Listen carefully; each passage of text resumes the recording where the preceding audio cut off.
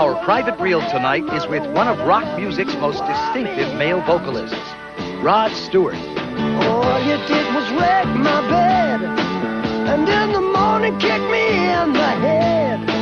Oh, Maggie, I couldn't have tried anymore. You led me away from... With 23 gold and platinum records, his career includes duties as lead vocalist for the Jeff Beck Group, Faces, and of course, as a solo artist. We began by asking about his classic, Maggie May. Maggie May was written about one of the first women I ever had sex with when I was extremely young, and she took advantage of my thin body at that time. And I wrote the song in 1970, so I just did that from memory. So there you go. And before Maggie May, I hadn't really written any particularly good songs. I'd been with the Jeff Beck Group, and we didn't write really great songs in that band. They were just 12-bar blues. So it just shows you, you can all turn your hand and pen to songwriting if you wish. It's really easy.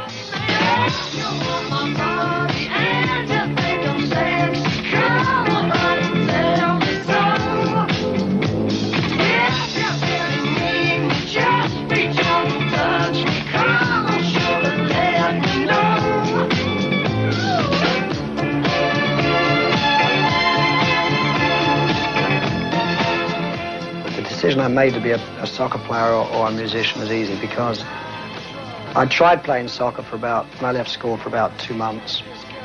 And I did everything but kick a ball, you know. They'd make you train and mark out the pitch, clean the first team's boots and things like that.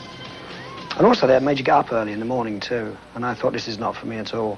So I started to fall in with what my mother and father called the wrong crowd in those days, and which turned out to be the right crowd, which were musicians, you know. And I didn't have to get up so early in the morning.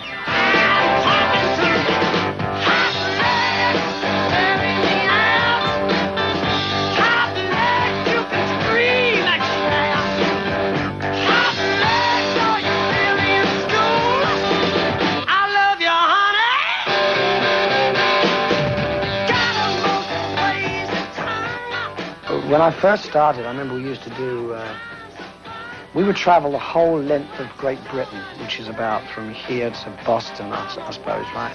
We would travel the whole length of Great Britain to do one concert for about $70 in a little tiny van, no bigger than a double bed, you know, and all nearly die from exhaust fumes because we'd all sleep in the back with our equipment. And not only that, when you got to the concert, not like nowadays where you have a road crew to take all the gear out, you used to have to take all the gear out yourself. You know, amps, guitars, piano and everything. You used to carry it out yourself. Which can be very humiliating if you arrive at a concert and the audience, if you're late, and the audience are lining up, you know, to see you, and you've got to carry all the equipment in yourself, you know. Very humiliating. I'm sure lots of bands still do that. Well, I give my heart again. I know it's gonna last forever. No one will tell me where or when. I know it's gonna last forever. I won't be that dumb again. I know it's gonna last forever when I fall in love again. I know it's gonna last forever. I thought I had a bloody horrible voice. I didn't think my voice was distinctive at all. I thought it was, it really didn't know what it wanted to be. It desperately wanted to be black. I mean, I was going through an Al Jolson period where I even nearly blacked up once, you know, because I loved Al Jolson. When I first listened to Muddy Waters, probably, and even more so Otis Redding and Sam Cooke, that's when I tried to develop their style, their phrasing. And that's why even now we do Sitting on the Dock of the Bay in the show. It's like taking my hat off to Otis Redding, who I think is one of the greatest. The first cut is the least. Baby, I know the first cut is the deepest. When it comes to being lucky, she's cursed. When it comes to loving me, she's cursed.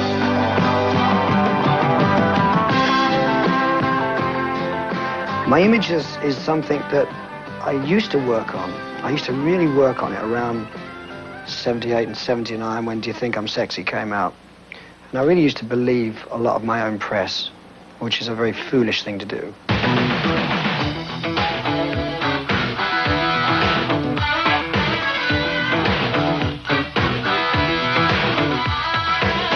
in the morning, I can't sleep. I can't work and I went along with the publicity machine I had working for me at the time. Yeah, I got sucked into it. That's the word. I got sucked into it, and I believed it all.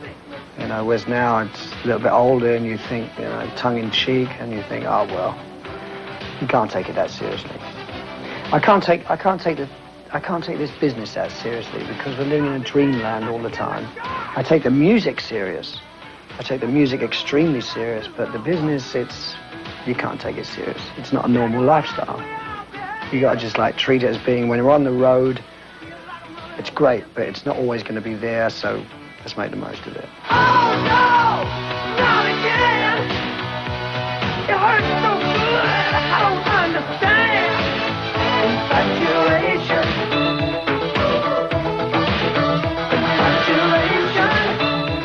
I look at myself in the mirror and I get up in the morning, I've got a great big nose, and you know, I don't understand it. I must have something, I suppose. I'm not quite sure what that something is. Oh, beat silly like a big, big drum.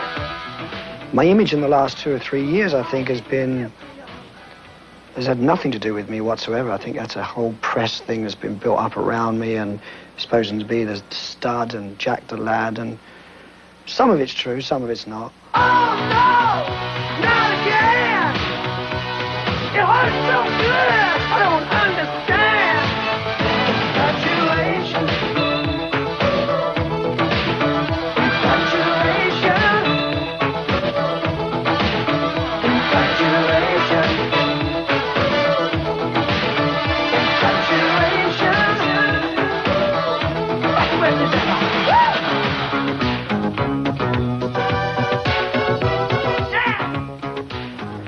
Well, it is funny because I remember when I dyed my hair blonde, I got so much criticism. You know, really such a lot of criticism when Blondes Have More Fun came out.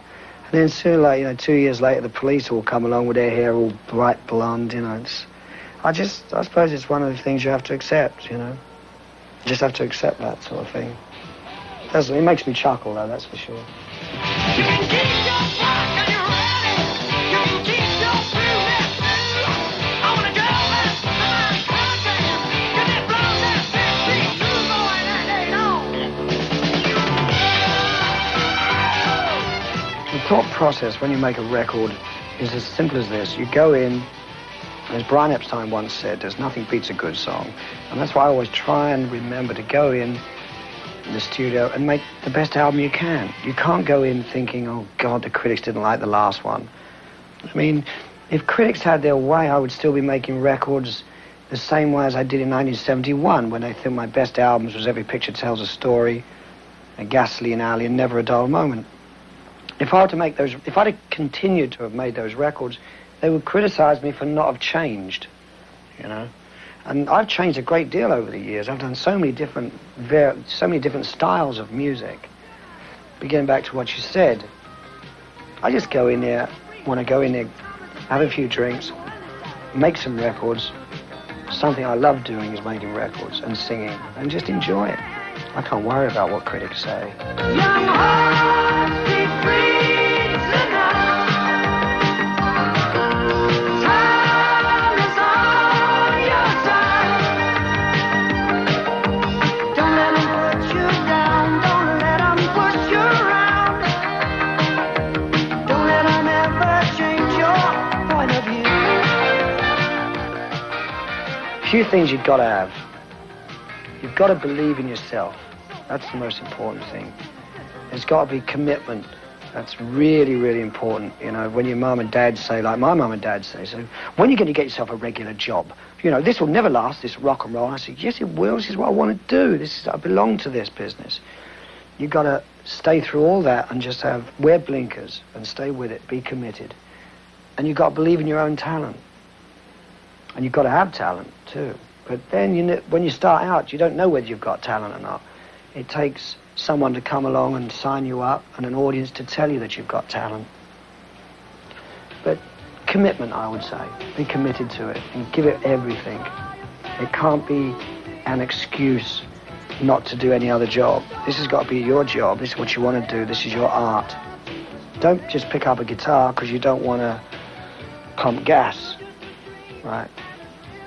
You've got to love it with passion. Passion, that's it.